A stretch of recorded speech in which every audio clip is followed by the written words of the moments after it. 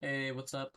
I assume if you click on this video, you're interested in BM Hunter or just hunters in general. I'm gonna go over I'm just basically gonna walk you guys through the other side video stream that I did, and just explain to you explain to you why I'm doing the things that I'm doing, and hopefully give you guys some tips that you guys may not have known about. So yeah, just gonna get into it. So for this first poll, there's two things that mainly happen. Depends on the affixes, of course.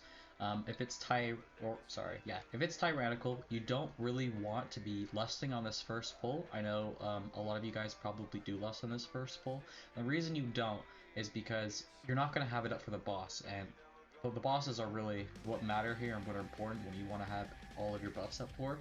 So if you lust here at the beginning on a tyrannical, it's not going to be up in time. Since it does have a long cooldown, it won't be up in time for the boss, and you won't have it. And it's very important to have your lust for that first boss. But if it is fortified, you really do want to lust. But it's not fortified here; it's tyrannical, so we're not going to be lusting. Before pull as a BM hunter, or just hunters in general, really, you want to be misdirecting your tank, and that'll just help him get threat and not lose any aggro while everybody bursts on the mobs. Now what I end up doing here is after he groups everyone up together, I pop all of my cooldowns. I pop wild spirits, aspect of the wild, and I also pop my my trinket, my inscrutable quantum device, and just cleave it all down. And there are going to be a couple of things you want to be watching out for in these first couple of pulls. One, you want to be interrupting mobs. Along with, if you have bolstering like we do, you want to try to kill everything at the same time. Now, this isn't going to happen all the time, but it's just something you should keep in mind. If a mob is at 10% HP and another one's at 30, you might want to switch to that 30 HP mob, just so that it is faster to kill all the mobs. But you want to be avoiding this purple chick's frontal, and again, just be interrupting as much as possible and just misdirecting your tank on pull, and you should be fine.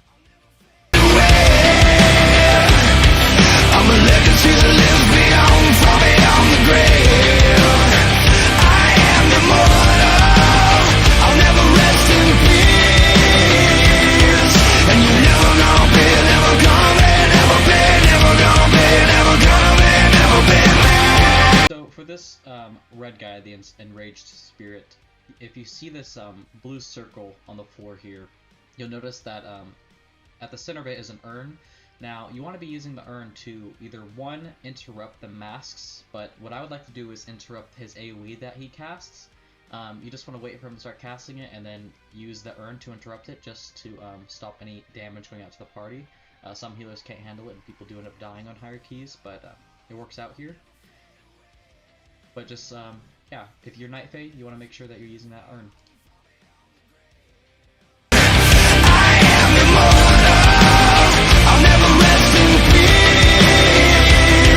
So for this next pull we do here, I pop my wild spirits along with my aspect of the wild and my inscrutable quantum device just to burn everything down really quick.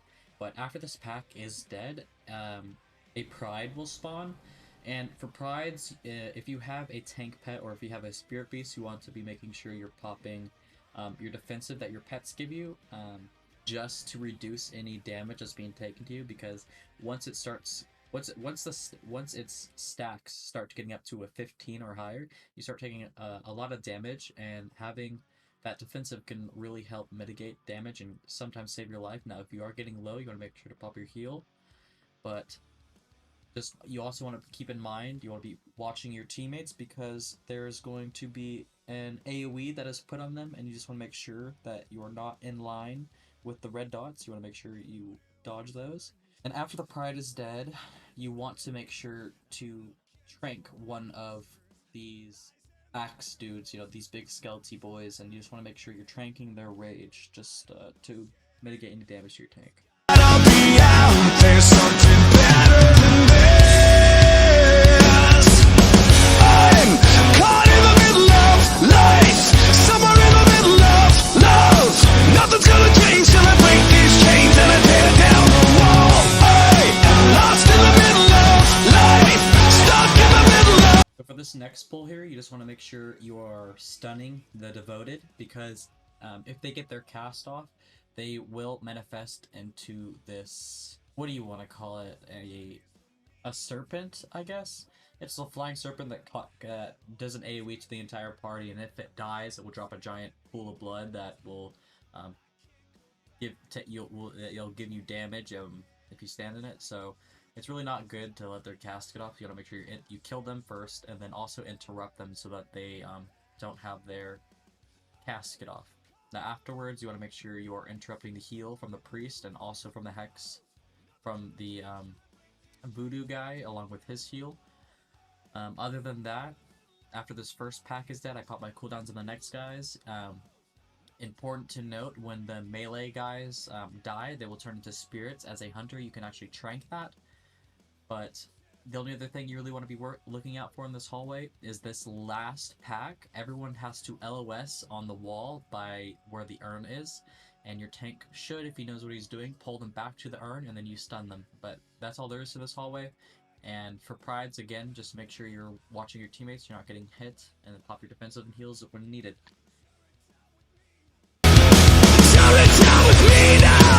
Go!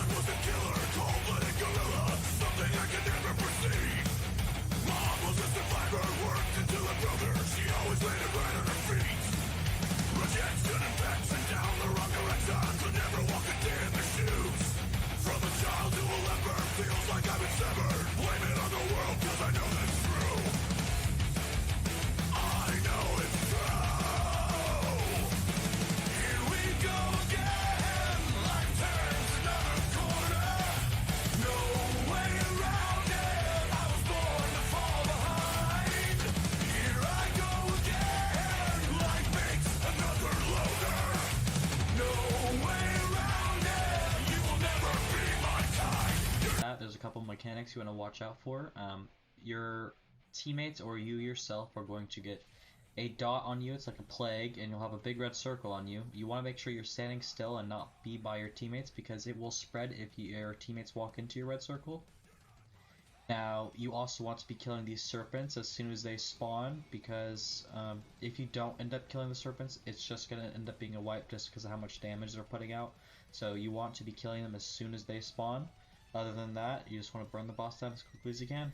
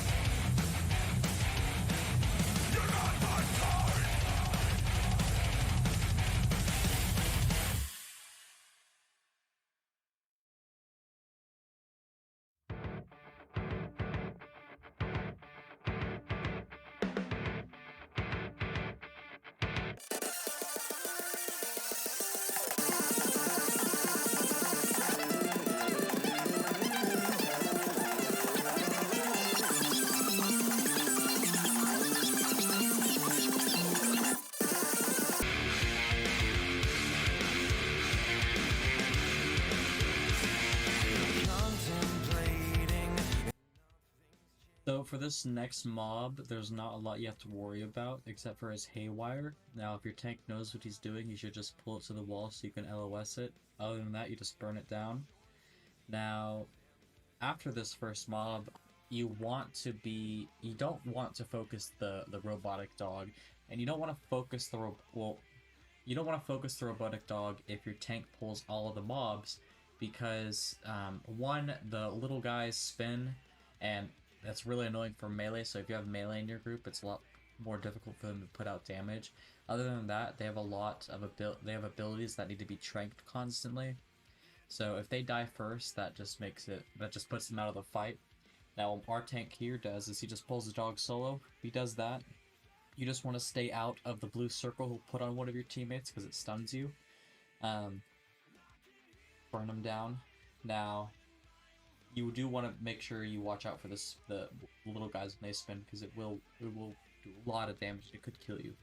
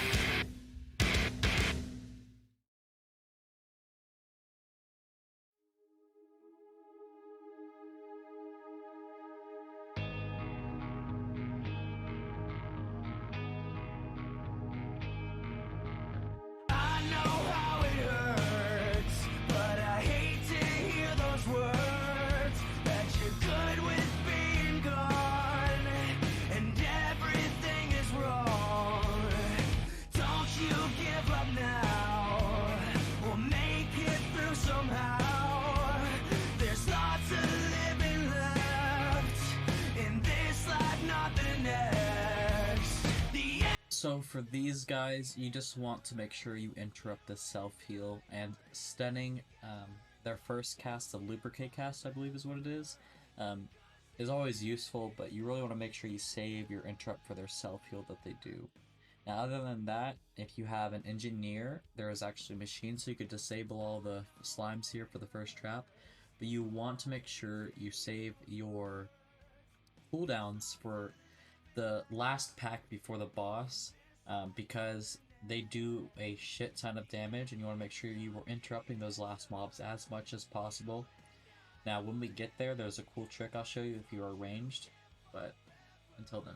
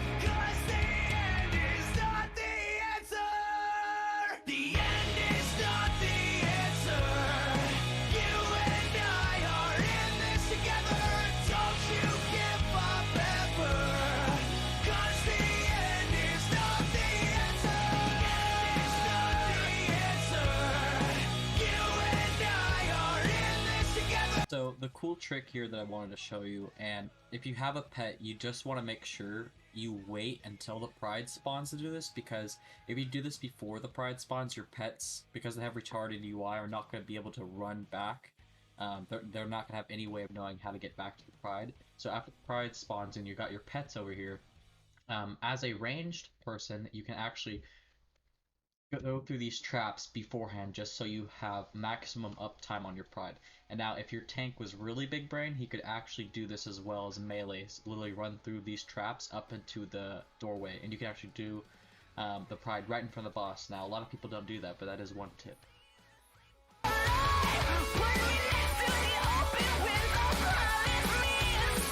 So this boss fight is actually really mechanic heavy, because if you don't do any of these mechanics right, you will wipe.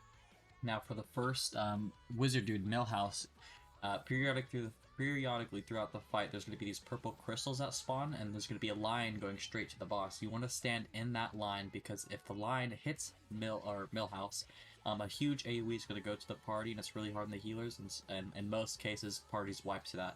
Now, another thing that's going on periodically through the fight with Millhouse is 2 of your teammates are going to get red arrows above their head. What you have to do is have the arrows on opposite sides of the boss, making sure that they line up to hit the boss, because after a couple of seconds, the arrow's going to go away, and then you're going to get this yellow line through your feet, and a giant, I guess, what do you want to call it? Rock impale, a spike impale will come through the ground where those orange lines were. So you, first of all, after you line it up so that the 2 red arrows are lined up with the boss, after the arrows go away, you want to look at the ground and make sure you're not standing in the spikes where they will appear. And the most difficult part about this is if you're already on the purple line that's in between the crystal and the boss, you also have to make sure that you don't stand on the spikes at the same time. And that's probably the most difficult part about this. Now, we don't have our lust buff up yet for this boss, but in most cases you would. You want to use your lust on the second phase of the boss, which is when Millhouse's girlfriend comes down. And she also has a couple of mechanics you have to watch out for. Periodically, she will throw bombs out. You have to go out and grab those bombs before they explode, otherwise that could wipe the party. And again, periodically through the fight during her, someone's going to get a purple arrow above their head with a giant purple circle around them. They have to walk up to the boss to stun her, because if she does not get stunned, she is going to bombard the entire party with bombs that will wipe us. And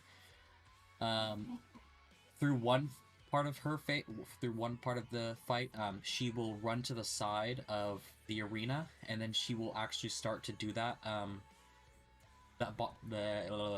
Do the barrage of bombs. And so if you don't already have the purple circle on you to stun her to stop that mechanic, as a hunter you could actually turtle that so you don't take any damage throughout that, because that is pretty hard on the healers and some people do die to that. But that's about it to this fight. Just burn it down.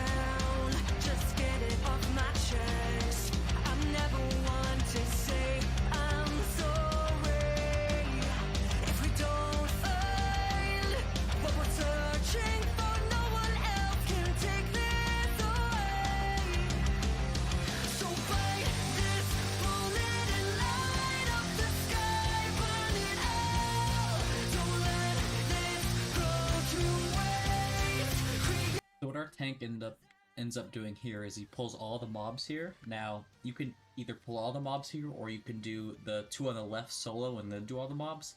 But in whatever case you do, whichever pull you do with the biggest amount of mobs, you want to pull them to the urn and stun them. And that's what we end up doing here, and pop all your cooldowns just to burn everything down quickly.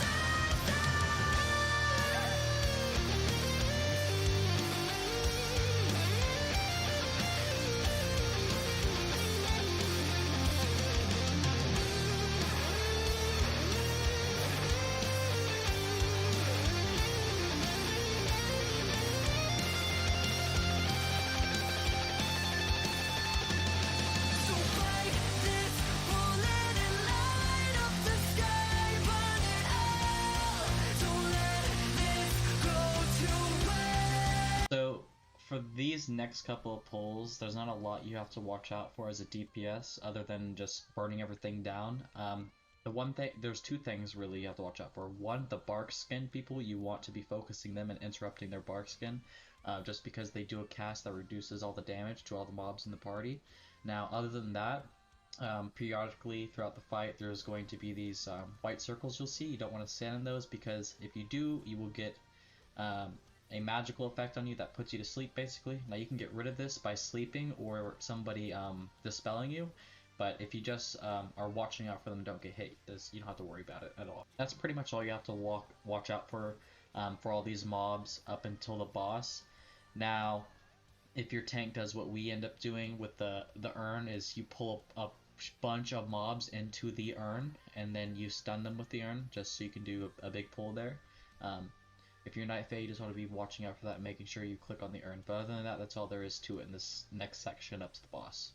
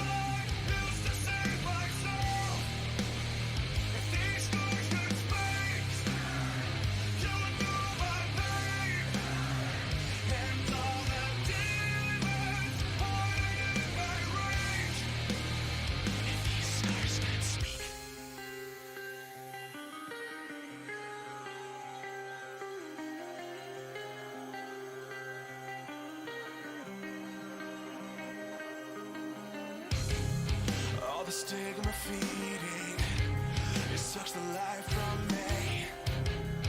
Now I'm suffocating, all your expectations drowning me.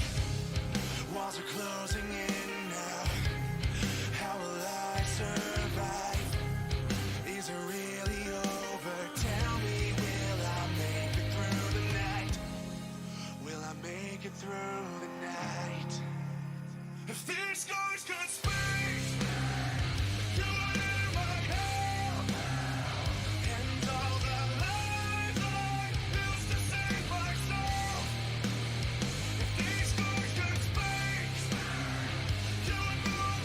one thing I forgot to mention on this pull here in particular, the hatchling, you want to focus and stun them as much as possible, because if they get their cast off, it's going to summon all the birds around them, and especially in a week like this where there's bolstering, you really don't want to do a big pull like that. So just make sure you watch out for that and interrupt their cast, and just burn that one down first as a priority target.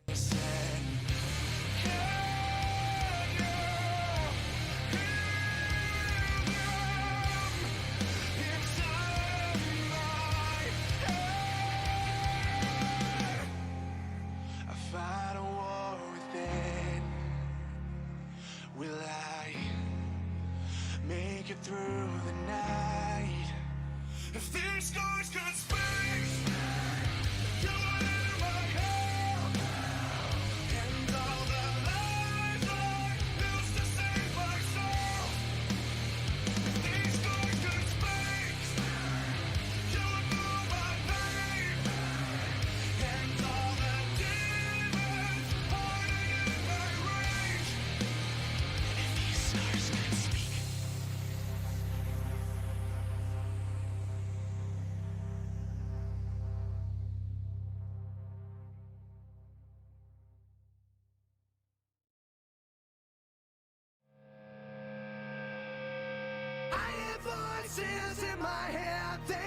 count to me, they understand, they talk to me.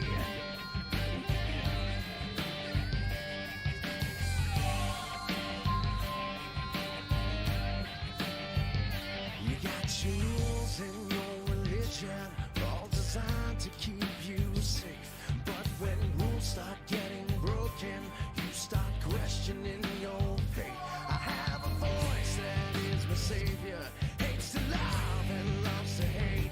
I have a voice that has the knowledge and the power to your fate. I hear voices crying, I see heroes dying, I taste blood that's trying, I feel tension rising. I hear voices in my head, they count to me, they understand, they talk to me. They talk to me. They tell me things that I will do. They show me things I'll do to you.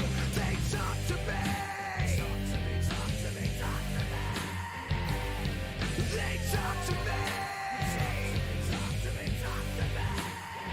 So for this next boss, it's pretty easy. Now, he's going to put a bomb on somebody periodically through the fight. Now, that person wants to make sure to go on the portals that he will throw out on the party. Now, when he does throw these portals out, you want to make sure you walk out of them because you are going to have to save them for when he does this bomb. Now, when it's put on somebody solo, they want to make sure they go up on 2. As you will see the text above our heads saying 2, you want to go up on that. Now, when he does the AoE one where he doesn't put it on anybody, he just casts it himself, you want to make sure you go up when the cast is at 75. Other than that, and avoiding using your portals early, he's going to basically summon this beam. You just want to make sure you don't stand in it, and that's all there is to it really. You want to make sure you lust here and just burn it down as quickly as you can. Now after the boss, one trick you could do is 1, you can mount up to go quicker after this boss, and then 2, after you drain the voodoo from him, then you want to take the portal. If you take it before he drains the voodoo, it's just going to cancel the ghost effect basically. So just mount up and stand by it and just spam click. Other than that, on this next boss, you want to make sure you coordinate with your party on which portals you'll be taking for the last boss, and I'll explain it when we get there.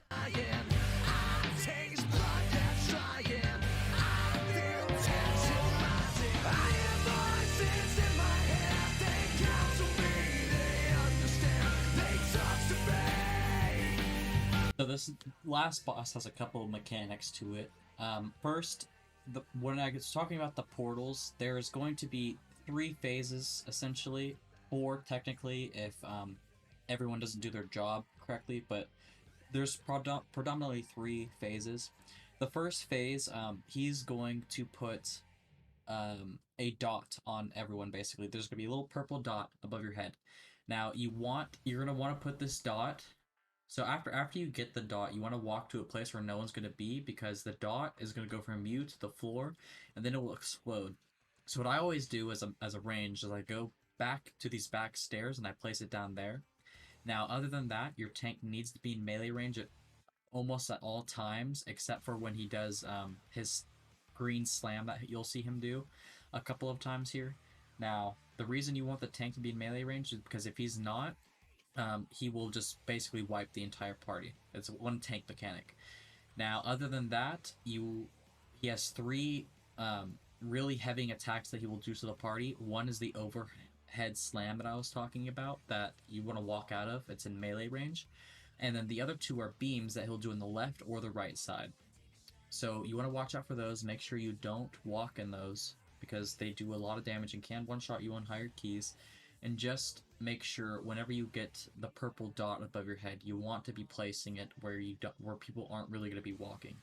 Other than that, after he goes through 2 phases of where he does those high damaging abilities, those beams, those slams basically, when those portals you were talking about, normally the healer and the tank go through a portal and each DPS takes their own portal. You want to be saving your cooldowns for when you take those portals, because this first phase does not matter. The actual boss fight is soloing these ghosts. Now, when you solo these ghosts, it's going to be doing an AoE a small AoE throughout the entire fight, and then he's also going to be placing those purple circles everywhere on the ground. You don't want to be in those. Those will give you high damage, and if you stand in them, you will die. The most important thing you want to do is kill these ghosts, and then click on the portal afterwards. Basically, these ghosts are his mojo, and when you kill him, you're taking the mojo away from him just to defeat him. Now, in this case, and what happens to us is we actually kill all of our ghosts. So there's only 3 phases.